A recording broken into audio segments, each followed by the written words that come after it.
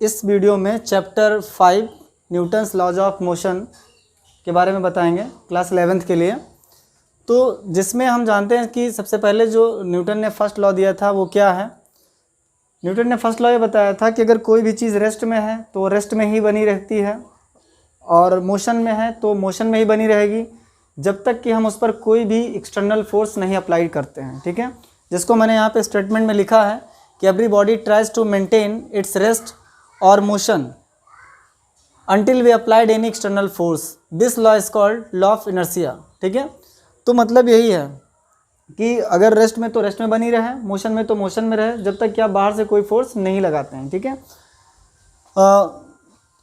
Inertia ये जो word है, इनर्सिया का मतलब क्या है जो अभी हमने एक्सप्लेन किया। इनर्सिया का मतलब है कि अपनी मर्जी से, सेल्फ से कोई भी चीज़ अगर अपने में परिवर्तन नहीं कर पाती है, अपने में चेंजिंग नहीं कर पाती है, तो हम ये कहते हैं कि उसमें इनर्सिया है।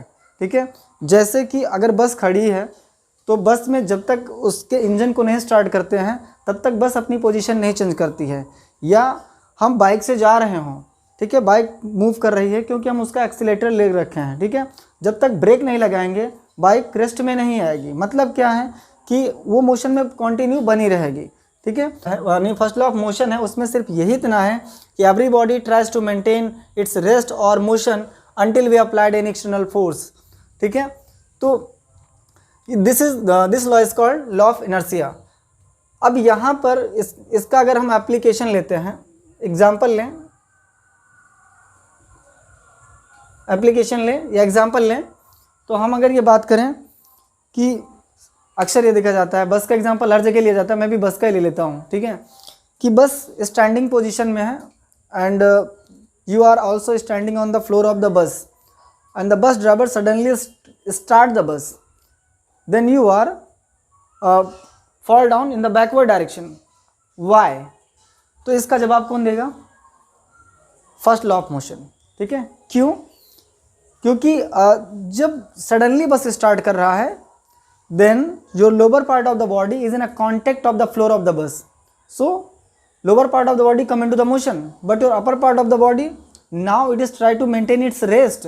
अभी भी वो रेस्ट में बना चाहता है, ऊपरी हिस्सा बॉडी का रेस्ट में बना रहना चाहता है, जबकि नीचे वाला हिस्सा बॉडी का फ्लोर, बस के फ्लोर के कांटेक्ट में है। इसलिए क्या, वो भी मोशन में, वो तो तुरंत मोशन में आ गया। तो जो निचला हिस्सा है बॉडी का वो मोशन में आ गया, ऊपरी हिस्सा क्या है, रेस्ट में बना रहना चाह रहा है ड्यू टू द इनर्शिया, इसलिए आप पीछे की तरफ गिर जाते हैं। ठीक है, तो ये क्या है, उसका एप्लीकेशन या एग्जाम्पल कह सकते हैं। ठीक है, इसी का अगर मोशन में होती बस और आप खड़े होते, सडनली ब्रेक लगा देता, तो आप किधर गिरते, तो आप आगे की तरफ गिर जाते। ठीक है, क्योंकि आपका पूरा जो बॉडी था वो मोशन में था, ड्राइवर ने सडनली ब्रेक लगाया, बॉडी का लोअर पार्ट बस के साथ तुरंत स्टॉप हो गया, लेकिन upper part of the body tries to maintain its motion due to the inertia, इसलिए आप आगे की तरफ गिर गए। ठीक है, तो ये एग्जाम्पल हैं इसके फर्स्ट लॉ ऑफ मोशन के। अब हम बात करते हैं सेकेंड लॉ ऑफ मोशन की तरफ। Second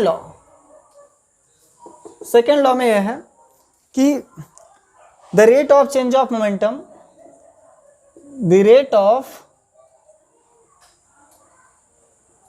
change of momentum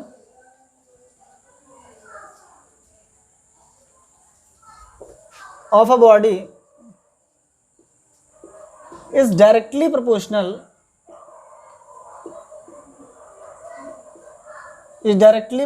to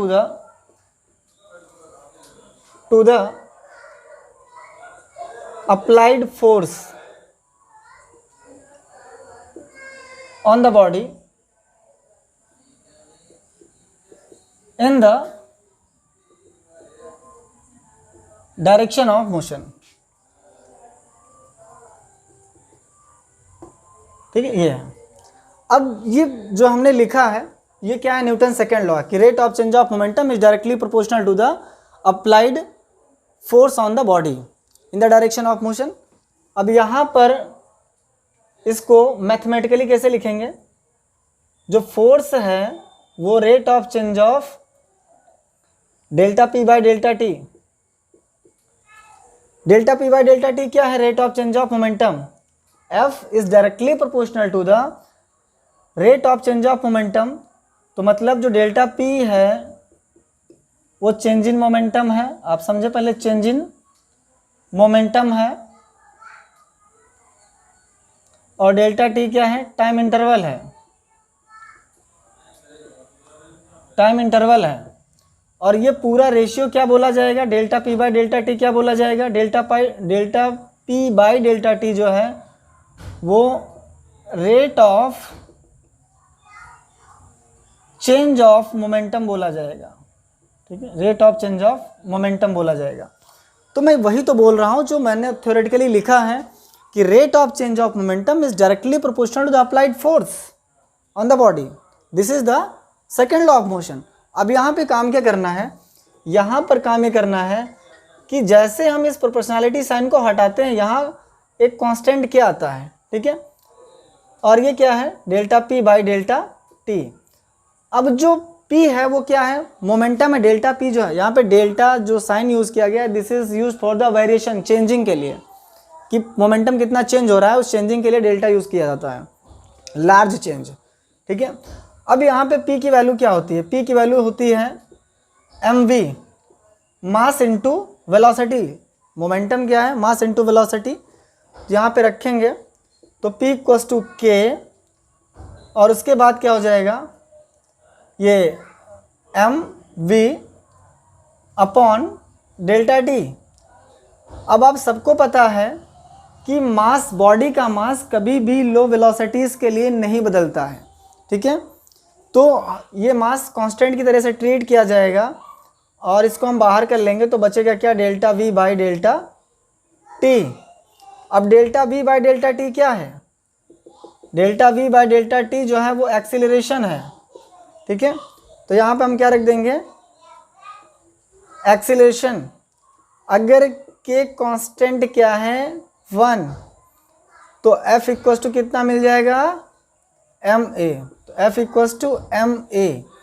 this is also Newton second law, कि force equals to mass into acceleration, force equals to mass into acceleration, this is the also Newton second law, ठीक है। इसके example में हम cricket का लेते हैं कि जो क्रिकेट प्लेयर होते हैं, जब बॉल आती है तो वो कैच करने के दौरान अपने हाथों को पीछे की तरफ क्यों ड्रॉ करते हैं, तो उसका रीज़न ये होता है कि when they draws his hands in the backward direction, then the time interval goes to increases, delta t increases, and when delta t goes to increases, then impact force, जो force impact होगा हाथों पे bye the ball, वो क्या होगा, कम हो जाएगा।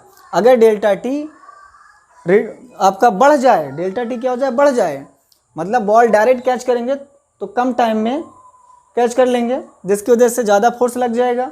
और अगर वो काम क्या करते हैं कि अपने हाथों को ड्रॉ करते हैं in the backward direction, then क्या होगा, देन टाइम इंक्रीजेज। अगर डेल्टा टी इंक्रीजेज तो एफ डिक्रीजेज, मतलब जो impacting force on the hand by the ball है वो कम हो जाएगा, जिसकी वजह से इंजर्ड होने से प्लेयर बच जाता है, ठीक है।